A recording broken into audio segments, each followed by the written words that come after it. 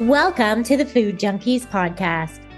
Here, we aim to bring you the experience, strength, and hope of professionals working on the front lines in the field of food addiction. Our mission is to educate you, the listener, and increase overall awareness about food addiction as a recognized disorder. Here, we discuss all things recovery, exploring the many pathways people take towards abstinence in order to achieve a health-forward lifestyle. We hope to inspire you to thrive rather than just survive. So stay positive, make a change for yourself, and share your journey with others. And hopefully the message will spread. Is fasting safe for the food addict? Welcome to the Food Junkies podcast. My name is Dr. Vera Tarman, and I am your host today, speaking with Dr. Jason Fung. Dr. Fung is a Toronto-based nephrologist, researcher, and New York Times bestselling author whose work has helped popularize the practice of therapeutic fasting and low-carb nutrition for obesity and type 2 diabetes. He completed medical school at the University of Toronto and then went on to a nephrology fellowship at UCLA and has specialized in internal medicine and nephrology. Dr. Fung is best known for his books, The Obesity Code, The Diabetes Code, The Cancer Code, and most recently, The Hunger Code, which challenges the traditional calorie-centric model of obesity and instead emphasizes that hormones and ultra-processed foods are the drivers of overeating.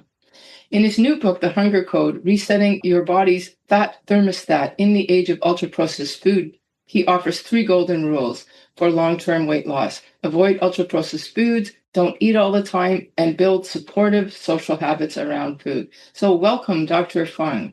Thank you so much. Thanks for having me. What sparked your interest, first of all, in intermittent fasting and now in obesity and eating disorders? I'm a kidney specialist. So what happens is that over the last 20 years, we've seen this explosion of type 2 diabetes.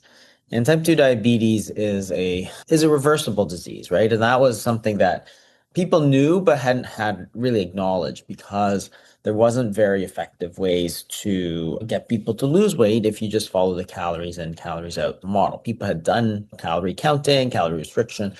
It failed a lot. And so most doctors had given up on that.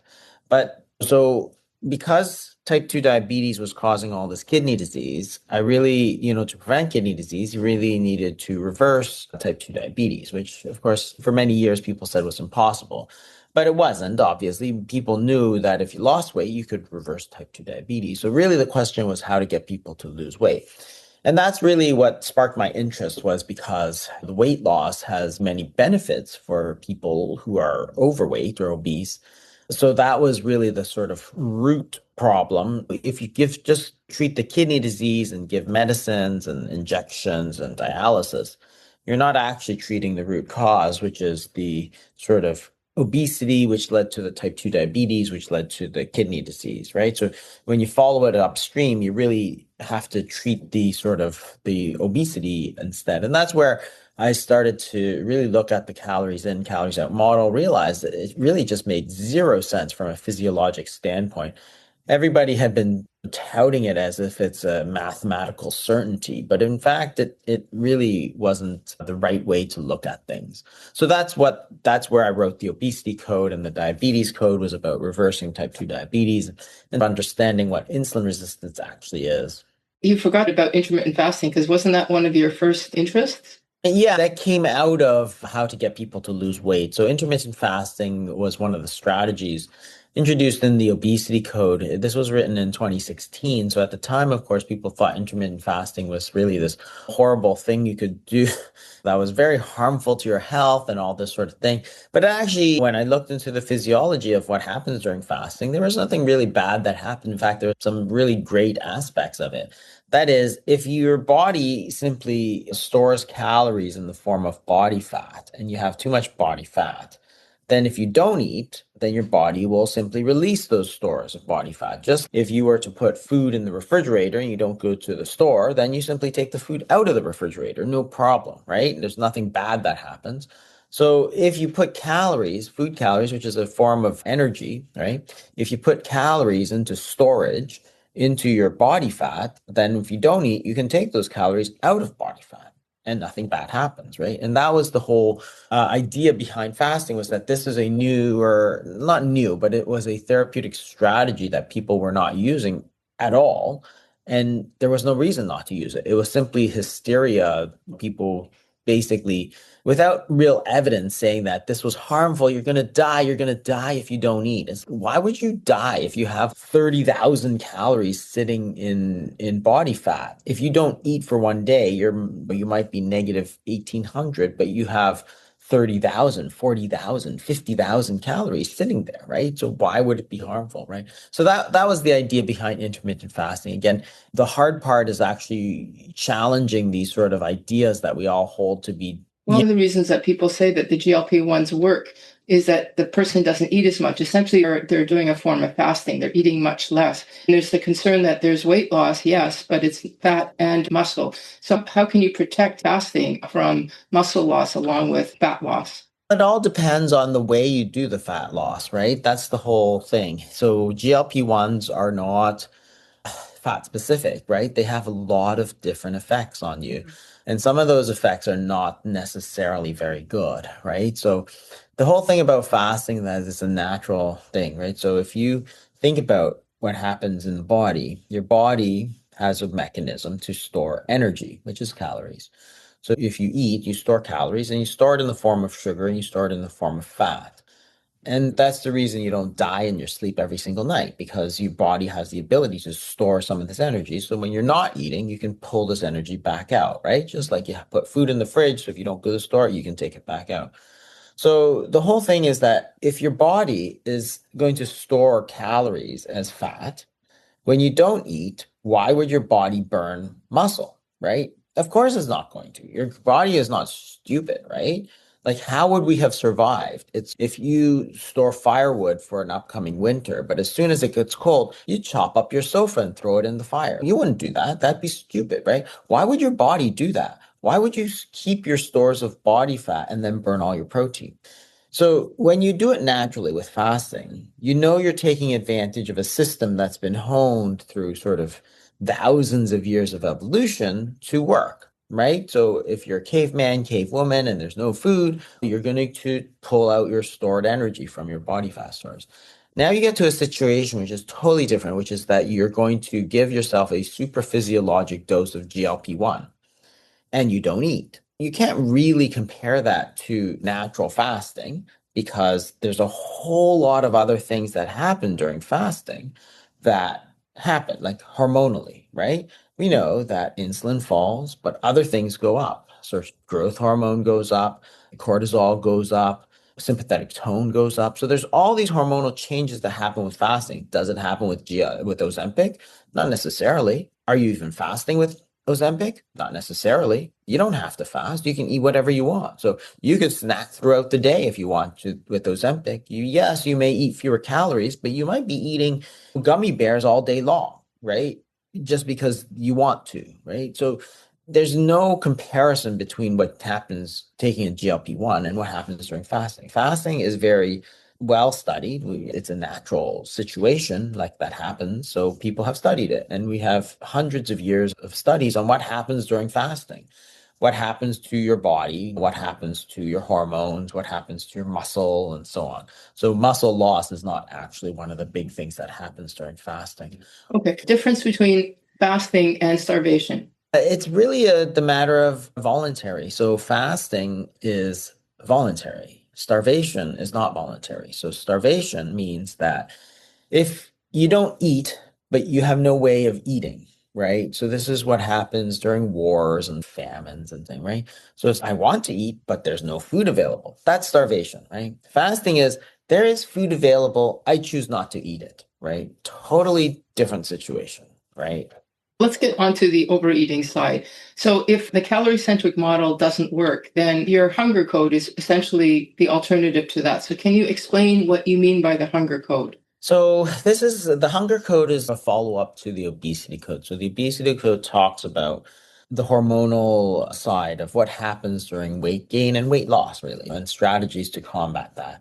So it's not about eating more calories, because eating fewer calories or eating too many calories is not really the idea, right? Because whenever you eat a calorie, your body has the option of either storing it or burning it, right? So if your body stores it, you're going to get fat. If your body burns it, you're not storing fat, right? But you have lots of energy. You feel great. There's lots of more energized. You feel more engaged.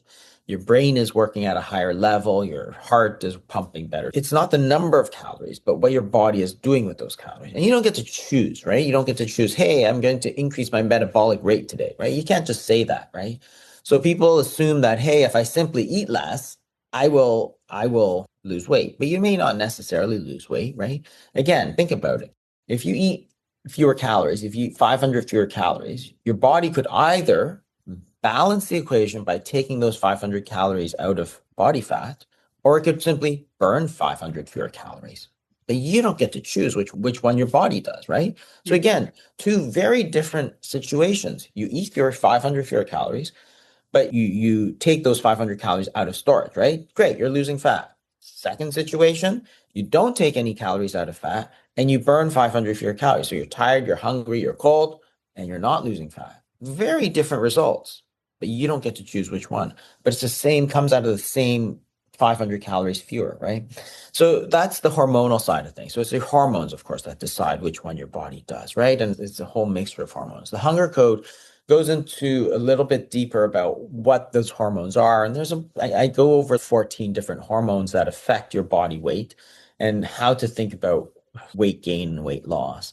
But it goes further than that because this hunger that we have is the root cause of eating, right? So if you ask yourself, why are you eating? That's because you're hungry. You eat when you're hungry and you don't eat when you're full, right? So the whole root problem of eating behavior is hunger, but it's not necessarily the physical hunger that we think about, right? And that's what the hunger code really expands on. It really gets more past the hormonal equation, which I still talk about in some detailing. It goes further than the obesity code, but it goes into 3 different types of hunger, because if you think about why you eat, it's not simply because you're physically hungry. That's physical hunger. It's called homeostatic hunger. There, you're talking mainly about insulin. Like, I know you mentioned that there's more than 12 hormones, but it's mainly insulin. It's not. It's a mix. Insulin is the main one that's affected by food. So insulin, cortisol, GLP-1, GIP, glucagon, testosterone, estrogen, progesterone, thyroid hormone, all of those things are going to impact your hunger, right? So if you think about sleep deprivation, for example, right? Sleep deprivation, which may increase your cortisol levels because you're stressed, because you're out of sync with your hormones, with so on, that's going to increase cortisol, which then drives your hunger, which drives homeostatic hunger, which makes you eat more, which makes you gain weight, which is why people then go back and say, hey, sleep deprivation causes weight gain, which it does, right? It's been fairly well documented, right? But it's nothing to do with your diet, and it has nothing to do with your insulin. Same thing with perimenopausal weight gain, for example. So again, estrogen, progesterone are changing in the body, and that's going to affect like how much weight your body wants to gain or lose. And the changes that happen, especially the drop in estrogen that happen with menopause, are going to increase your hunger and your weight, right? Because then you're going to eat more and store more. So therefore, that's what happens during perimenopause. And it's very well documented again that during perimenopause, people tend to gain weight. And people say, eating the same thing, I'm exercising the same, so why did I gain 5 pounds? It's because of your hormones. Your hormones told your body to gain 5 pounds. So therefore, instead of shuttling that energy, those calories towards burning, that is feeling better, generating body heat, your body has shuttled those calories towards fat storage, right? So it all comes down to that. But if you're looking at your diet, the only one you're going to be able to affect is not testosterone, not thyroid hormone, not any of those other things. It's mainly going to be insulin. There are other satiety hormones such as GLP-1, GIP, glucagon, example, that are satiety hormones that are affected to some degree by the types of foods you eat. But and again, these are based on a lot of studies where we simply manipulate those, right? So we can create artificial GLP-1, for example, and that's Ozempic. And therefore, because we have the synthetic GLP-1, we can see what the effect of giving it is, right? And when you give Ozempic, which is the GLP-1 stimulant, people lose weight, right? Their hunger shuts down. So we know that GLP-1 has a big effect on that. The difference is that the Ozempic, for example, is a much, much higher dose than your body can naturally produce. It's not a physiologic dose, it's a super physiologic dose. That is, it's a huge whacking dose of GLP-1. So that's the hormonal side of things, but that's not the only reason we eat. So that physical hunger is not the only reason we eat. We eat because it makes us feel good, right? That's pretty clear, right? That's why you celebrate. Celebrations are with meals. If you're feeling down, people will eat, right? That's the whole notion of comfort foods, right? People who get depressed might eat, right? And that's emotional hunger. So food is something that we find rewarding or pleasurable, right? And so if you are looking for that little bit of pleasure, you may go eat food, not because you are physically hungry, but you're emotionally hungry, right? So if you're bored and you want something, you can just go eat something and you'll feel better because you'll release dopamine and all this sort of stuff. And that's this sort of emotional hunger is called hedonic hunger, right? And that actually drives a huge percentage of overeating behavior because with natural foods, it's very difficult to overeat. And that's where ultra processed foods and food addictions really starts to play into this sort of emotional side of things. The ultra processed foods are engineered to maximize this rewarding behavior, right? So it's not left to choice. They have big focus groups and see what the exact proportion of salt and sugar and fat is, how to package it with bright colors, what artificial flavors to add, texturizers, emulsifiers, all this artificial stuff that they can then sort of maximize this release of pleasure. When you eat the food, it goes down very fast. It gets absorbed very quickly. So therefore you get this big burst of dopamine in your system. So you feel good, right? And that's the sort of comfort food idea, right? So if you're depressed, you might eat a whole bag of chips, right? That's a classic. Or, oh, I'm going to eat a whole tub of ice cream because you both broke up with your girlfriend, boyfriend, right? And that's not because you're physically hungry, but because you want that sort of reward, the brain reward, the pleasure, right? And this is where ultra processed foods gets dangerous because these foods are engineered for that. If you think about food addiction and what people are addicted to, it can tip over into that, right? Just like cocaine and so on, it can releases rewarding hormones. That's why people do these hard drugs, right? But then it tips over into addiction. And ultra processed foods has that same potential because when you think about addictions, people talk about, oh, I'm addicted to salt, to sugar. I'm addicted to chocolate. I'm addicted to bread, right? All ultra processed carbohydrates, right? That release that thing, quick hit of dopamine. Nobody ever says, oh, I'm addicted to broccoli, right? And I'm addicted to salmon, right? No, I'm not addicted to salmon. I like salmon, but I'm not going to eat it until I get sick. So that's the second type of hunger, which is this sort of emotional hunger. So there's the physical, which is called homeostatic. There's the emotional, which is called hedonic. And then there's a social type of hunger, which is called conditioned hunger. That is, if you pair two things together, you can quickly. So if you pair sitting in front of the TV or watching TV with eating, then one will trigger the other, right? So if you always eat in front of the TV, then as soon as you sit down in front of the TV, you're going to want to eat, right? Because the two things have become paired in your mind. And the problem is that food and eating have become paired with almost everything in modern day life, right? You go to the coffee shop, oh, you're going to have a muffin. Oh, there's a meeting. Oh, somebody's got like bagels, right? Oh, you sit in front of the TV, you eat. You go to the sporting event, you eat. You go to the movies, you eat. You go in the car, you eat. You go on a road trip, you eat, right? You get together with friends, you eat. Everything has been paired with eating, right? You sit in front of the computer, you eat. You're reading a book, you're eating or snacking, right? So everything has been paired with eating. And this is what's creating this constant food noise that's always in the back of your mind. Eat, eat. Why? Because you've conditioned it like that, right? And you go back 50 years when none of this was acceptable, right? It was not acceptable to eat in front of your computer. It was not acceptable to eat while you're walking on the street or whatever, right? It simply wasn't socially acceptable. So therefore, you didn't have this problem. Now, of course, it's everywhere you go. And then there's advertising, there's food on TV, there's food on the billboards, there's restaurants everywhere. There's in the hospital, there's like a donut store right there, right? Before you'd have a cafeteria, like it was not easy to find. So all this constant sort of food noise is also driving a lot of why people are eating and overeating. And again, convenience foods, ultra processed foods tends to be a big part of that. And so when you think about it, this whole problem of weight gain is not simply a diet problem. It's actually much more than that. It's much more deeper because we've got the physical hunger, the social hunger, and the emotional hunger. And Yeah. unless you tackle all three of those different aspects, the emotional and the social, you really can't succeed if you just focus on the diet because it simply Yeah. wasn't just a dietary problem. And it's Okay. just if you go out with friends and stuff, if you go out, when I go out eating with my family, I eat pretty well. When I go out eating with my high school friends, I don't eat very well. It's just the way it is, right? There's a lot of fried foods and stuff, right? So who you eat with has a huge role in Okay. how you eat what you eat. Can I just go back to the homeostatic one? Do you believe in a fat thermostat? Yes. So the fat thermostat is essentially this homeostatic signaling, right? So certain hormones. So if you think about a thermostat, the way it works is that you set a temperature.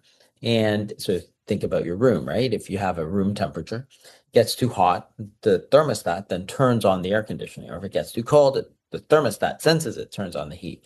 Same thing with your body fat thermostat, right? And the reason you need the thermostat is to maintain a same temperature inside the room, no matter what it is like outside the room, right? And same thing in the body. So the body wants to or needs to maintain a certain level, right? No matter what happens outside, these things have to stay stable. And that's called homeostasis. So if you think about body temperature, if it gets cold, you shiver. If it gets hot, you sweat, right? Those are homeostatic mechanisms to protect this. So your body sets a certain temperature it wants to be, and then notices changes outside and then brings it back. So the body also has a sort of fat thermostat, which is that your body wants to be at a certain weight. And if you go above that weight, it will try and bring it back down. And if you go below that weight, then it brings it back up. So, for example, if you go into a room and it gets really hot, you generally don't say, wow, it's really hot in here. Why? What are the sources of heat in versus heat out, right? You'd probably say, who set the thermostat this high? Let's turn down the thermostat, right? Because if you go into a room that's really hot because the thermostat is set really high, it's really, you're sweating and all this stuff. You could try and open the door and let some cool air in, right? The problem with that is that the room thermostat will sense that cooling and then try to turn on the heat to bring it back up. So even though you've opened the door to try and cool the room, the problem is the thermostat. It's too high. It's going to fight you. So if you think about the body, if your body has a fat thermostat and it's set too high, you're overweight, you're over the weight you want to be. Now you try to lose weight by counting calories and so on. You bring your weight back down. Your body fat thermostat, if it hasn't been adjusted, is going to sense that. And then it's going to bring it back up. And how does it bring it back up? One, it either turns on your hunger, right? So makes you want to eat. Or if you don't eat because you can control what you put in your mouth, then it will turn down your metabolic rate so that you still gain that weight, right? So people think that, oh, if I just control what I eat, I control my weight. No, not at all. It really depends on your hormones. It depends on that fat thermostat. And the fat thermostat is set by those hormones, by those 12 or 14 hormones: insulin, cortisol, GLP-1, GIP, testosterone. Can you change the fat thermostat then using hormonal manipulation? Oh, of course. That's the whole point, is that you can change it. There are certain hormones that push it up. It's not just genetic. Yeah, it's not just genetic. Now, there is a genetic component, of course. And that's the whole point. So some people are naturally very skinny, right? We've seen all these people. They're like sticks. And it's like, why are they like sticks? It's because their fat thermostat is set at that level. Now, when they eat, they just stop, like they eat, they get a bit above their weight, right? And then they stop eating, right? That's what happens because they don't want to eat. I've seen these people. I know everybody knows these people, right? I have this one friend he's skinny, like a stick, right? And the thing is that he eats a little bit, then he's okay, I feel I can't eat anymore. Right. And I'm like, you barely ate anything, right? It's like that's because his fat thermostat is set that way. So you can manipulate it with, say, insulin. If you give somebody insulin, somebody will gain weight. Why? It has nothing to do with willpower. It's because you're pushing that fat thermostat higher. So they're going to get hungry. If you don't eat to try and prevent the weight gain and you give them insulin's telling your body, go up on fat, go store more fat, right? Insulin goes up, you still don't eat, it's going to ramp down your metabolic rate so that you still gain weight, right? Or cortisol, you ramp up the cortisol. That tells your body store more fat. And we can do this again with drugs. We can give somebody prednisone, which is a synthetic form of hormone, and that's what happens. You can do it with testosterone. So testosterone, for example, you can lower somebody's testosterone very dramatically. And the way you do that is, the reason you do that is for, say, prostate cancer. So people who have prostate cancer undergo treatments, either castration or sort of chemical castration. You take anti-androgen drugs. So you can lower somebody's testosterone very low to treat prostate cancer. And what happens is very well documented. People lose muscle and gain fat. So why are you losing muscle and gaining fat? Well, it's because testosterone is so low, right? Same thing with progesterone. If I give somebody synthetic progesterone, which is a drug called Megase or Megestrol, what happens? Their appetite goes up and they gain weight, right? So again, all these things will manipulate your hormones. If you give somebody too much thyroid hormone, they will lose weight. Sympathetic tone is another one. So you can give somebody, so the sympathetic tone, there's something called the autonomic nervous system, which is composed of the sympathetic and parasympathetic branches. Sympathetic is an activation, fight or flight response. Parasympathetic, which is the opposite, is a rest and relaxation mode. So sympathetic tone, increased sympathetic tone, which is the sympathetic nervous system, adrenaline, noradrenaline, reduces body weight, right? How do you know that? You can give drugs that manipulate the sympathetic nervous system. So the old drug, there's lots of drugs that actually affect the sympathetic tone that make you lose weight. So we think Ozempic's the first drug to really make people lose weight. No, there's been many drugs that people have lost weight very successfully, actually. So there's fen-phen in the late 90s. So fenfluramine is a sympathetic agonist. People lost 17% of body weight. Now, the problem was it caused a lot of other issues, heart issues. So it had to get rid of it. But people lost weight. Before that, there was amphetamines. So this was called speed. So in the 60s, again, a very popular way for people to lose weight. It was medically prescribed, actually. So speed or amphetamines, or the sort of illicit version like crack and cocaine and so on, people lose weight. So again, it doesn't affect your calories in any way. You can eat or not eat however many calories you want, but affects your set point. And nicotine, for example, is another example of a sympathetic stimulant, and people lose weight when they smoke. Now, can we move to the hedonic piece? You talk about it in your book quite a lot, the idea of food being addictive. So you believe in the concept of food addiction? Oh, yes. The food addiction is actually a very interesting topic because the amount of research behind it is just exploding. And what is an addiction? Addiction is somebody who takes a substance, even though they know it could harm them substantially. So smoking, alcohol, they're addictive. And it doesn't mean that everybody who smokes or drinks alcohol will become addicted to it, but some people will. And that's what makes it addictive, right? So ultra-processed foods falls into that category. That is, people, when you think about smoking or alcohol, the question is, are there some people who will drink alcohol even though they know it'll kill them? Yes, alcoholics, of course, right?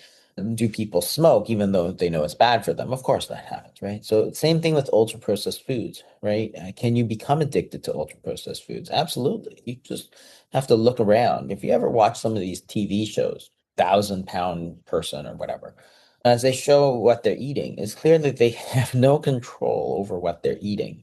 They cannot help but keep eating, right? The same way an alcoholic cannot help but keep drinking alcohol because they have an addiction. And the thing about an addiction is that there are lots of people who say that's silly because you can't not eat food. I'm like, I'm not saying to not eat food. I'm saying don't eat the food that you're addicted to, right? Just if you're addicted to alcohol, it doesn't mean you can't drink tea. Like, why can't you drink tea, right? It's like, that's not what you're addicted to. Same thing with addictive foods, right? So if you're addicted to ultra-processed carbohydrates, then you should avoid ultra-processed carbohydrates, right? And people tell you this all the time. I'm addicted to pizza. I'm addicted to chocolate. The second thing about that's important about addiction is that if you are addicted, then you have to abstain, right? So if you are an alcoholic, the only successful treatment is to abstain from that alcohol, because the minute you take that alcohol again, you are going to want more and more, right? Or if you're addicted to cocaine, you can't just take a little bit of cocaine and then think, oh yeah, I'll just stop after that, because you're addicted to it, right? But this sort of logic never permeates to food addictions. people will say, hey, you can have a bit of cake, but they just told you they were addicted to the cake. So why would you tell them to eat cake, right? And then they say, oh, everything in moderation. Do you tell that to an alcoholic? Have a drink. You just won, right? It doesn't make any sense, right? So because you're not treating the addiction like a real addiction, right? In the last 5 years, there's been a greater emphasis on trying to define it. And now by defining it, you can actually recognize that it's actually a hugely prevalent problem. So if you have an addiction, then you need to treat it like that.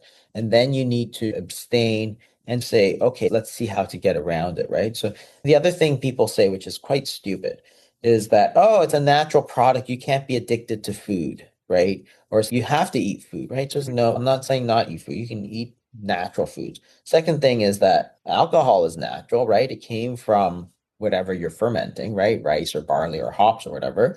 Tobacco came from tobacco plants. Marijuana came from marijuana plants. Do you say that those are unaddictive because they're natural? It's not the naturalness, it's the processing that happens. So food is not inherently addictive because we've evolved with natural foods. But once you process it, you take all that sort of away. And yes, it can be addictive. And do you actually talk about this in your clinics? This is quite a large amount of material that you have to pass on to clients. We talk about it in the fasting method all the time. So I have a program called the fasting method where we go over this, especially with we have some coaches to do it because it is a fascinating topic. And again, not something that's easily dealt with in a clinical situation. This sort of, here, I'll spend 5 minutes with you in my office and be able to go into your food addiction problem. That's not something that will happen. It happens only through really talking about it and coming to the recognition that this is what's happening and that's what needs to happen. And this is where coaching can be a very important aspect, having somebody to talk to. The problem is two things. One is that it's not well recognized. Food addiction is not well recognized. So if somebody thinks that they're addicted to food, like not just likes food, but it is addicted to food, right? So where you are taking it and you can't stop, right? Where you open the bag of chips and you can't stop until everything's done, right? The problem is if you go to a doctor, dietitian, they'll just say, oh, moderation, right? It's like you can't be addicted to food. So therefore they dismiss you immediately. Although the research in the last 5 years has been exploding on this topic. So it's not something that they have recognized. And two, it's not something they can actually help you with, right? So it's just like trying to go to your doctor for alcoholism and you're an alcoholic addict, right? What is your doctor going to do for you in the 5 minutes that you've got, right? Not a lot. You need to go to treatment programs for addiction, for example. And you realize that something like Alcoholics Anonymous, for example, it's like you go to meetings, which go for an hour and a half, 2 hours, and you go week after week, right? And that's what it takes to become successful at treating that addiction. It's a totally different treatment paradigm than, oh, let me go to my doctor. Because that whole doctor's visit is based on here, I have a bacteria, I have this and a fever. Let me give you antibiotics. Or, oh, I have high blood pressure. Let me give you a drug for high blood pressure. And that's a 5-10 minute visit, right? Addiction is not something you can do like that, right? No, so you have a team of coaches that yeah, we have a team of coaches at the fasting method that has been attuned to it. Because honestly, if you think about the three types of hunger, which really dominate our eating behavior, right? You talk about homeostatic hunger, hedonic hunger, and conditioned hunger, physical, social, and emotional. Yeah. We all estimate that it's 90% social and emotional, and 10% is actually the hedonic hunger, which is the diet piece of it, which is why people argue about diet all the time, because they haven't realized that, hey, the social and emotional component to it just overwhelmed the actual dietary side of it. Now let's speak to the conditional, which was the third one that you talked about. How can a person survive in today's world where the social norms are to overeat and to overeat? Yeah, that's a great question. And the first step is really to recognize how important they are, right? So again, if you compare different countries, you know that there's a huge discrepancy in obesity rates throughout the world, right? So if you simply look at developed first world nations to eliminate some of the sort of other issues, right? You can compare places like the United States, which is the highest rate of obesity in the world. Not the highest, but very close to the highest. And it's a very rich, developed nation. And you compare it to, say, Japan, which is also a very rich, developed nation.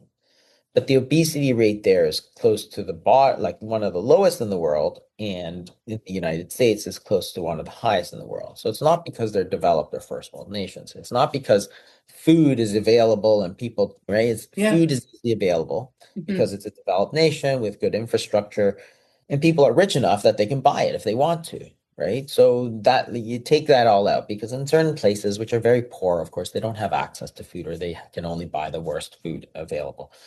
But in Japan and the United States, they have very good infrastructure and all this sort of stuff. But the rates of obesity are very different. So what's the difference? If you take a Japanese person and plunk them into the United States, their rate of obesity just skyrockets. So it's clearly not genetics either, right? Because you can do that. You can do the same with Italy, for example. Italy has one of the lowest rates of obesity in the world. You take that Italian person in Italy, their rate of obesity is very low. Take the Italian person, put them into New York City, and their rate of obesity goes up much higher. So it's not genetics, it's the environment. It's the social norms that really dictate how you eat.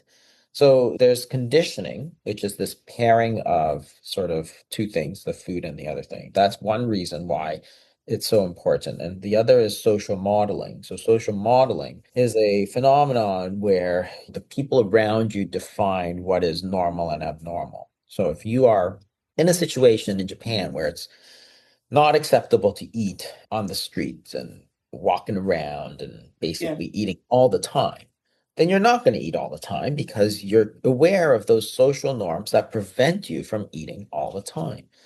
So therefore, if you're in a boardroom, for example, in the United States, and it's an afternoon meeting, somebody's ordered a plate of cookies and some coffee, right? Now you're bored out of your mind. So you go reach for the cookie because, again, you want this little bit of emotional sort of hunger because you're bored, you want something to stimulate you, you eat the cookie. Right? Now, that's a totally different situation than in Japan, for example, or in the past, where there would be no cookie. You're still sitting in that boring meeting, but the social situation is that you're not going to go eat something. Are you really going to leave the meeting, go downstairs, go find yourself a coffee shop, buy a cookie, eat the cookie, come back up, and then you walk back in as everybody stares at you and you think, where did you just go? Right? And why did you have to leave just for that cookie? Right? So it's not the person, right? It's the environment with them makes a difference. Right? And once you recognize that, then you can say, okay, this is where I have to say, okay, I'm going to set rules for myself. And that's where fasting really helps you create those guardrails where you say, I'm not going to eat between this hour and this hour. So if you're in a meeting, you're not going to eat. If you're at night, you're not going to eat. If you're doing this, you're not going to eat because you've set those rules for yourself, right?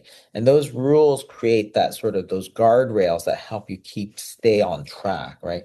And this is where this sort of whole eat 500 fewer calories, right? There's no guardrail. Is there who do you eat with? When do you eat? Where do you eat? Do you eat wherever you want? Do you eat whatever you want? Is snack foods okay? Yes, it is okay. It's fine to eat all this junk food as long as it's fewer calories, right? What kind of plan is that, right? You have no direction onto actually how to eat, right? Whereas something like if you have a real plan, you have to say, this is what I'm going to eat. This is who I'm going to eat with. This is when I'm going to eat. I'm going to avoid eating in front of the TV. And in these other situations, I'm only going to eat at a table rather than my desk, right?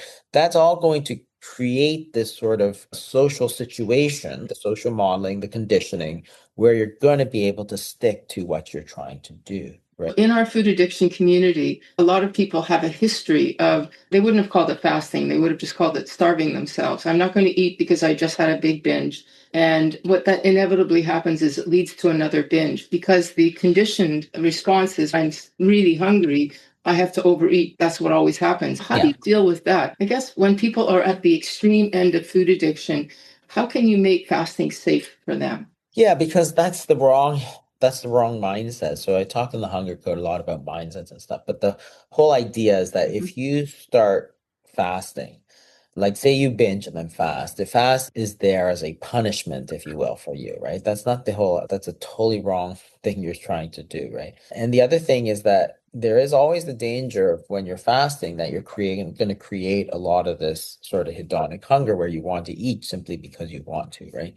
So again, it's something that you have to, this is the hard work of talking to somebody, working it out with a coach or a friend who's going to be able to say, this is the wrong idea, right? You're applying this fasting whenever you feel like you need to, and then you're creating a lot of hedonic hunger, then you're going to binge again, right? That's the wrong idea, right? What you're trying to do is create a natural, sustainable sort of pattern. So it's okay, let's just create these rules where you're not going to eat between this and this. This is not to punish yourself or anything. It's just simply, this is the way you're going to eat to be healthy, right? So that's, again, the way that people have done it in the past. If you think about religions and stuff, there's many religions that have fasting. Almost virtually every major religion has fasting.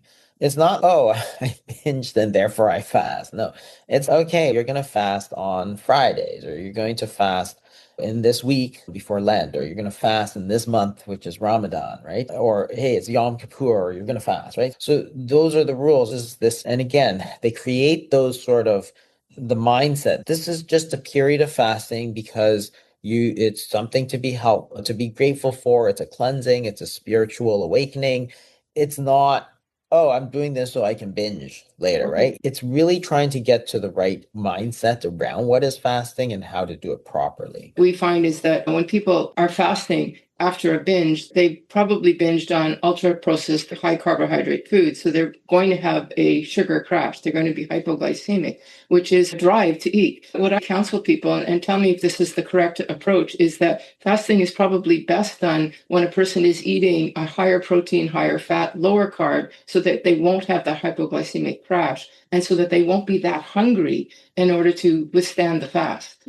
Yeah, absolutely. And so going to a low carbohydrate diet is a great way to do the fasting because remember, your body can use one of two sources of energy, glucose and fat. So if you eat a lot less glucose, which is carbs, then you're getting your body used to burning fats as fuels so that when you switch to your own fats, right? So if you're eating a ketogenic diet, for example, which is a very low carbohydrate diet, you're basically using, because you're not eating glucose, you're using fats as a fuel. When you don't eat, that is when you're fasting, then you're going to use your own body fat as a fuel, right? So that's not that different from extrinsic fats, right? The animal fats and it would be a good vegetable step fats, down right? method.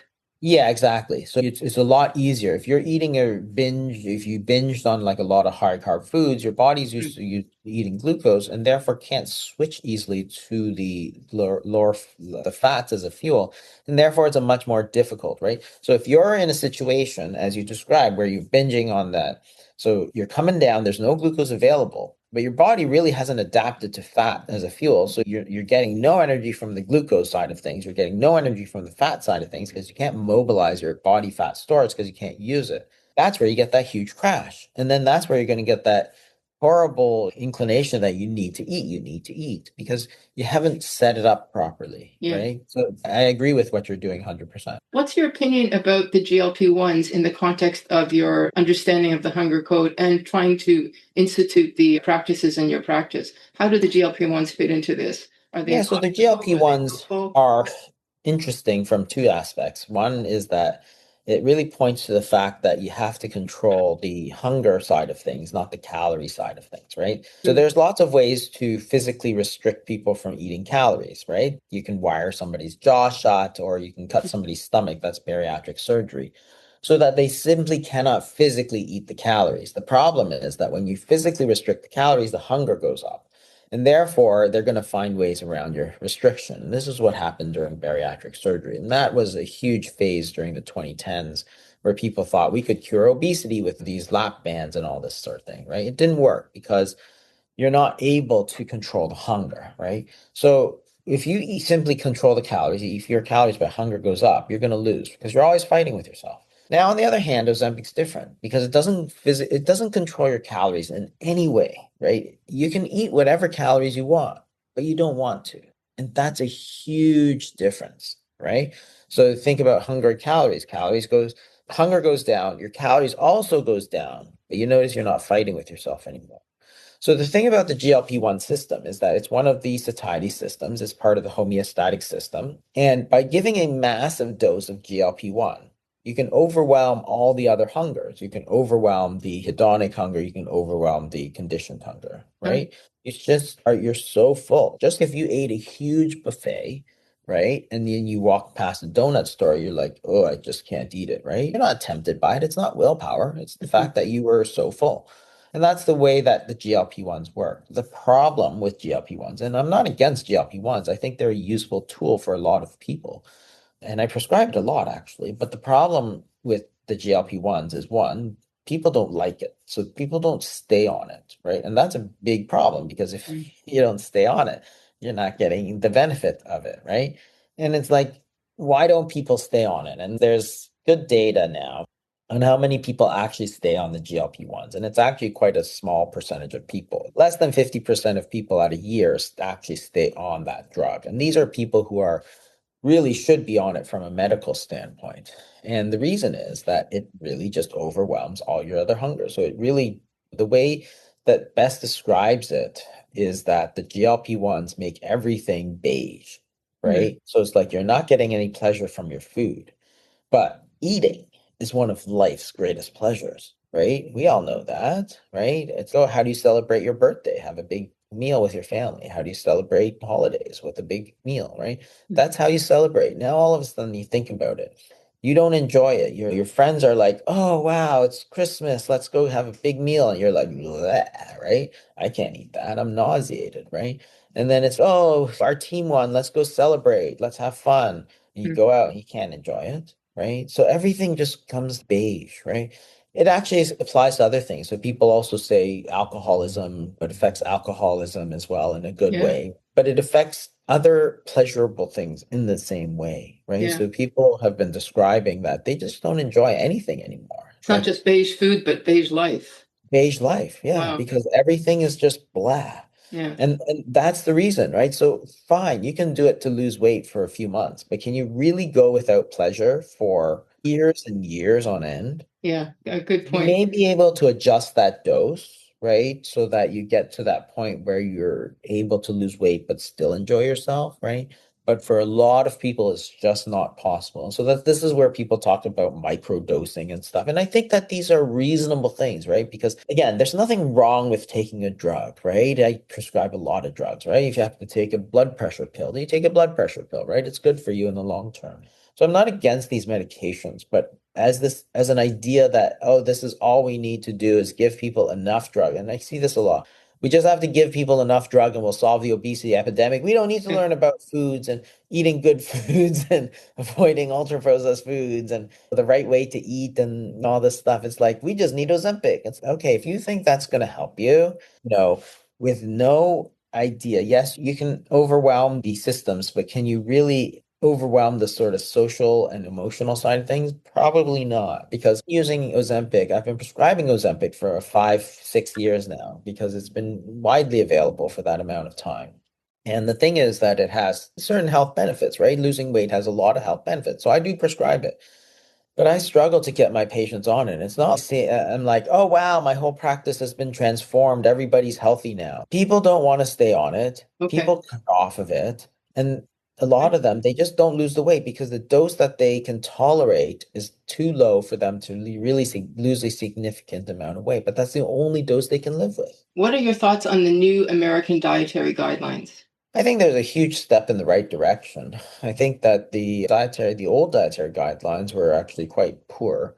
And the new ones, which bring back a lot of natural foods, right? So a lot of I think there was one thing that I thought they did very well was focus on real foods. So not calories or carbs or whatever, but real foods, right? I think that's really important. So getting rid of ultra processed foods and eating foods. Again, the data on ultra processed foods in the last 5 years has exploded, and I think it's going to prove to be very important. So that's one of the things that the old food pyramid didn't talk about, right? They talked about carbs and this and that. The other thing was by flipping it upside down, they did, I think, is acknowledge that the old food pyramid was actually quite poor. And if you look at the original food pyramid, so the stuff that I grew up in the 80s and 90s and so on, the base of that triangle was like bread and rice and lenta and potatoes and stuff. And it's probably just not great for weight gain. Because again, if you think about the foods that you're choosing, we were told to choose, again, we didn't want to. We were told that we should eat a lot of bread and rice and potatoes, right? That's your base of the food pyramid. Those are the foods that stimulate insulin the most. If you're stimulating insulin, you're telling your body to gain more fat, right? That's the signal you're sending it, right? And therefore, I think that flipping it upside down was this implicit acknowledgement that, hey, some of the advice we've given in the past was actually very bad. And that's why it flipped upside down. That was, I think, very good signaling to people that, hey, we're willing to take responsibility for that old one not being the right advice, which almost never happens, right? If you think about official government stuff, they never say, oh, you know what, we were wrong. They mostly say, we were right. You just didn't listen, right? So how would you change obesity treatment guidelines if you could today? The treatment guidelines are, it's a complex thing, right? And it runs itself mostly through public policy. The dietary guidelines is one thing, but I think ultra processed foods, again, because they're deliberately engineered to manipulate our reward system and our social systems, you have to almost put things in place the same way that you did against big tobacco, which was, say, banning ads to children, for example, for tobacco. What about banning ads to children from cereals I'd and love to see sugary that. cereals and candy bars and all that sort of stuff, right? That's the level we're talking about, right? People think it's just, oh, we just tell people that they shouldn't eat candy bars. It's okay, but that doesn't help, right? Just because you shouldn't eat candy bars doesn't mean you're not going to eat candy bars, right? You have to make it to that sort of public policy thing. Education is one thing, right? And there's always a lot of controversy. But again, really, if you really want to make it important, like public policy, like sugar taxes and stuff are, I think, useful for that situation. But sugar is not the only ultra processed thing, right? So people think that, hey, you just get rid of sugar and things will get a lot better. They will get a little bit better, but I don't think it captures the sort of entire problem because it is this sort of emotional and social aspect to it. So yeah, guidelines are difficult because you can tell people what to do, but really changing the attitudes of people. Oh, hey, we shouldn't be eating at our desk anymore, right? That didn't happen in the 70s, right? You didn't eat at your desk, right? But now people do. They do all the time, right? How do you make that? Do you feel that the bariatric clinicians, the obesity physicians are promoting your message of the hunger code? I don't really think so. No. I think they still focus on, for a long time, they're focused on getting people surgery, and now they're focused on getting people Ozempic, right? So it's, oh, okay. Here we are always looking for the quick fix, not looking at the deeper problem of ultra processed foods. People are talking about ultra processed foods, food addiction, right? So that's a step in the right direction. Yeah. But we're a long way from good treatments for it. And also, hey, we should ban some of these things, right? Like, I don't think banning ultra processed foods is really the best thing. Like, it's very heavy handed and stuff, but certainly banning advertising and stuff has been shown to work, and also education. So if you look at Japan, Japan's actually a sort of fascinating thing where they actually have nutrition baked into their school systems, right? If you look at the Canadian and US school system, we focus on giving people cookies as treats and pizza day and snacks on trips and stuff. Whereas in Japan, they have nutritional talks about, hey, eating natural foods.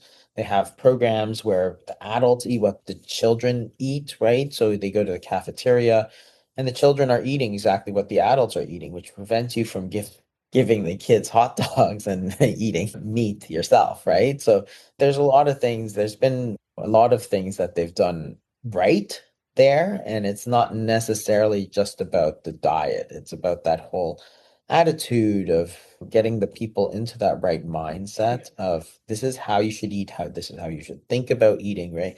And that gets you to that social and emotional place where you can actually start to talk about these things. Same with Italians, right? Italians, they love food, right? They talk about it constantly. But then you look at the way they enjoy their food, right?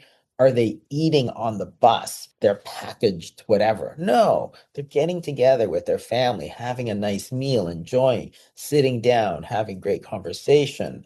Yes, they're having carbohydrates and stuff, but they're not eating in that same way that Americans are eating, right? It's a totally different situation. So they love their food. They talk about their next meal while they're eating that meal, right? And so obviously they love their food. Everybody loves food, but they do it in a way that's very different and better. Our final question that we ask all of our guests is, if you could tell a younger version of yourself something about, let's say, the hunger code, what would it be?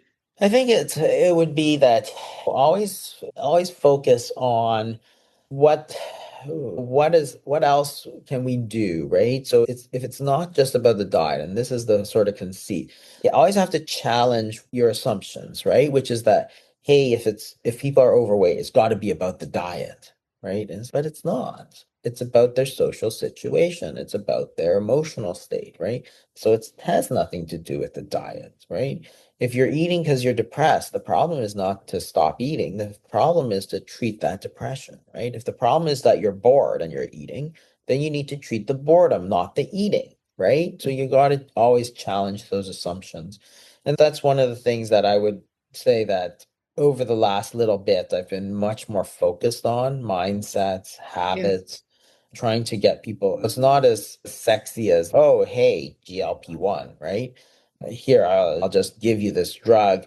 You're going to lose weight automatically. The drug company will make a lot of money, right? That's not the way it works. So always challenge your assumptions and always try to think outside the box a little bit and try and figure out what else is important that might not be so obvious. Yeah, I do want to say on behalf of the Food Junkies podcast and community of food addiction that I'm very grateful that you have a very prominent voice with your best-selling books, Obesity Code, now the Hunger Code, that you're promoting this message that it's not just the diet, it's the lifestyle, and it's the ultra-processed food industry that should be held to task. So I really thank you so much for your voice and for a loud voice that needs to be heard. Thank you so much. Appreciate it. Thanks for joining us this week on Food Junkies Recovery from Food Addiction. Make sure to join our Facebook group, Sugar Free for Life Support Group, I'm Sweet Enough. Molly and Clarissa are food addiction professionals who offer one-to-one counseling and group coaching through Sweet Sobriety.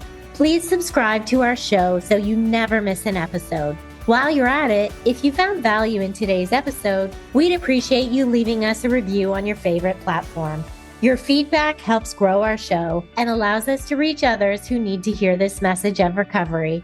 Don't forget to pick up a copy of Dr. Tarman's book, Food Junkies. And as Vera always says, the power is ours.